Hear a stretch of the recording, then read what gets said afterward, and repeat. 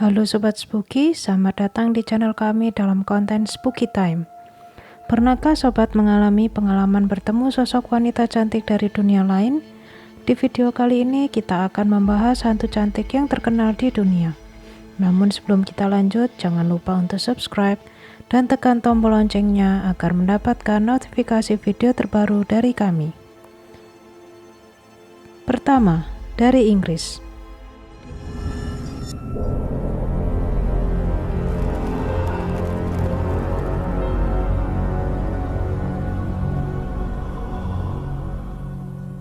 Am I beautiful? I'm sure you're just as you should be.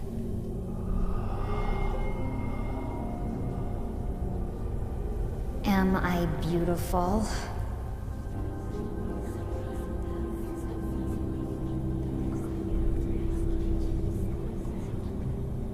Yes. Yes. You are beautiful. Di Inggris dan juga Amerika Serikat ada sebuah mitos tentang seorang wanita bernama Mary yang merupakan penjaga cermin. Mitos yang beredar mengatakan jika kita memanggil namanya 3 kali di depan cermin, maka ia akan muncul di cermin. Penampakannya sangat menyeramkan. Rambutnya panjang, dengan mata melotot, serta wajahnya yang berdarah. Tak cukup cuma menampakkan diri di cermin, si Bloody Mary bakal mencabut mata orang yang memanggilnya dan mencakar wajah serta tubuh orang tersebut. Tak hanya itu, ia akan menarik orang itu ke dalam cermin. Lantas, sebenarnya siapa wanita yang bernama Mary Ward atau Bloody Mary ini? Bagaimana ia dianggap sebagai penjaga cermin? Menurut cerita yang beredar, Mary Ward dulunya adalah seorang gadis cantik nan jelita. Begitu cantiknya ia, banyak kaum Adam yang menyukai Mary. Sayangnya suatu hari Mary mengalami kecelakaan parah yang membuat wajahnya rusak berat. Orang tua Mary melarang untuk Mary bercermin. Padahal sebelum kecelakaan terjadi, Mary suka bercermin untuk mengakui wajahnya yang rupawan. Namun, karena penasaran, Mary memutuskan untuk tetap bercermin. Begitu melihat wajahnya di cermin, benar saja Mary terkejut. Lalu ia meninju cermin dengan tangannya hingga berdarah. Tiba-tiba secara misterius ia menghilang terseret ke dalam cermin. Mary sempat bersumpah bahwa ia bakal membunuh setiap orang yang memanggil namanya di depan cermin. Namun tahukah kalian bahwa di kehidupan nyata pernah ada wanita yang mendapat julukan Bloody Mary? Wanita tersebut bernama Mary Tudor, Ratu Inggris yang memerintah pada 1550-an. Ia dikenal kejam terhadap rakyatnya, maka ia dijuluki Bloody Mary. Ia suka memaksakan kehendak rakyat. Jika rakyat pembangkang, ia tak segan-segan menghukum mereka dengan cara membakarnya hidup-hidup.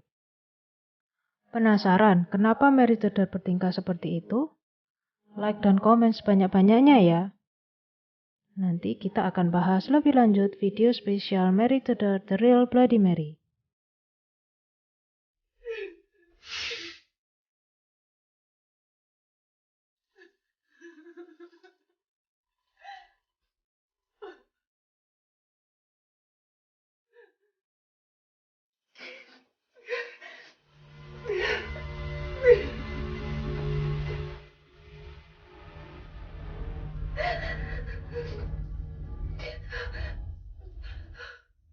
Am I still beautiful?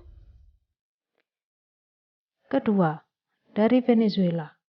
Pada abad ke-19, ada sebuah kisah mengenai roh yang sangat kejam tentang seorang wanita petani muda bernama Casilda, yang kemudian diganti namanya menjadi La Sayona yang artinya Algojo.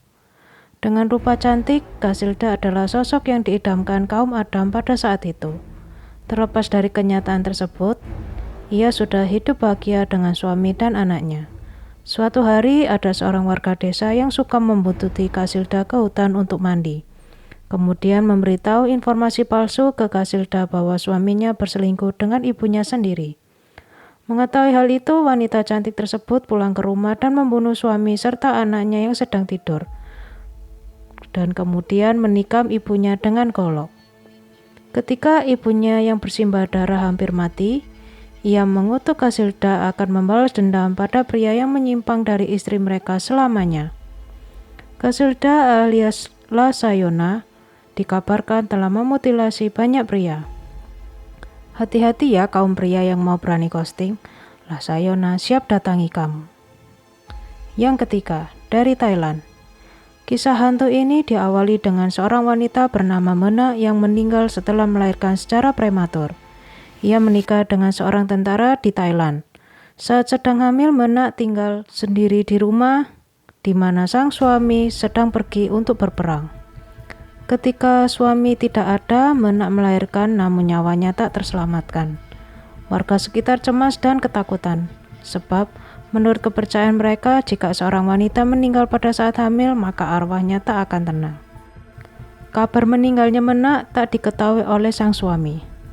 Saat sang suami pulang ke rumah, ia menemui istri dan anaknya dalam keadaan baik-baik saja.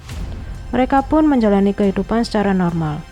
Padahal para tetangga sudah memperingati bahwa sang istri Mena sudah meninggal. Hingga pada suatu hari, sang suami menyadari bahwa selama ini ia tinggal bersama hantu dan kemudian lari ke kuil suci untuk mendapatkan perlindungan. Hati hantu Mena hancur mendapati kenyataan bahwa ia tak bisa memiliki suaminya kembali. Mena pun mulai meneror warga. Teror itu berhenti ketika rohnya telah dimasukkan ke dalam sebuah wadah dan diletakkan di kuil Wah Mahatapi di Thailand. Cerita ini pun diadaptasi oleh banyak film Thailand, salah satunya Bima Prakano. Sudahkah kamu menonton film seru satu ini? Keempat, dari Jepang. Kuchisake Onna menutupi mulutnya dengan masker dan sering muncul di jalanan yang sepi. Hantu wanita ini meneror mangsanya dengan bertanya kepada orang yang ditemuinya apakah dirinya cantik. Bila orang itu menjawab tidak atau ketakutan melihat wujud seramnya, maka ia akan membunuh orang itu. Bahkan pada akhir tahun 1970-an, beberapa sekolah menyarankan agar murid-muridnya pulang secara berkelompok atau ditemani guru agar selamat dari keganasan hantu ini. Sebelum meninggal, Kuchisake Onna adalah seorang wanita muda cantik yang hidup pada zaman Heian.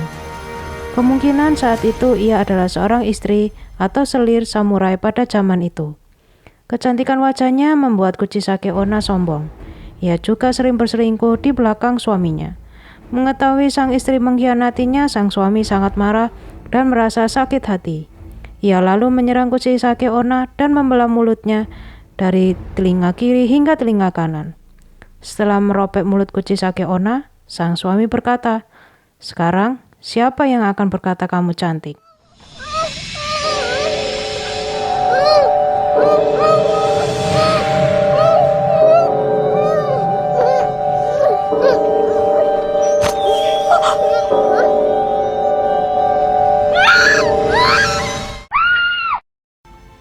Yang kelima, dari Meksiko. La Llorona merupakan hantu wanita yang dikisahkan oleh rakyat Amerika Latin khususnya Meksiko. Ia dulunya adalah seorang wanita cantik bernama Maria yang menikah dengan seorang pria kaya. Dari pernikahannya mereka memiliki 2 orang anak dan hidup bahagia. Namun kebahagiaan mereka hancur setelah sang suami ketahuan berselingkuh. Terbakar rasa amarah dan dendam, Maria lantas membunuh kedua anaknya dengan menenggelamkan mereka ke dalam sungai.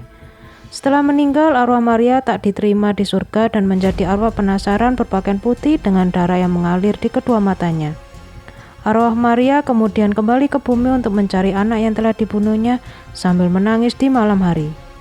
Ia juga bergentayangan mencari anak-anak lain untuk ditenggelamkan agar anak kandungnya bisa hidup kembali. Yang keenam, dari Kanada. Menurut legenda, Headless Nun adalah penduduk Frenchford Cove pada abad ke-18. Ia diberi nama Suster Mary Inconnu, dan ada berbagai catatan mengapa ia dipenggal.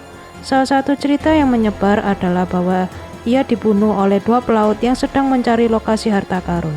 Sementara cerita lain yang dipercayai, ia dibunuh oleh orang gila yang menyembunyikan kepalanya di hutan.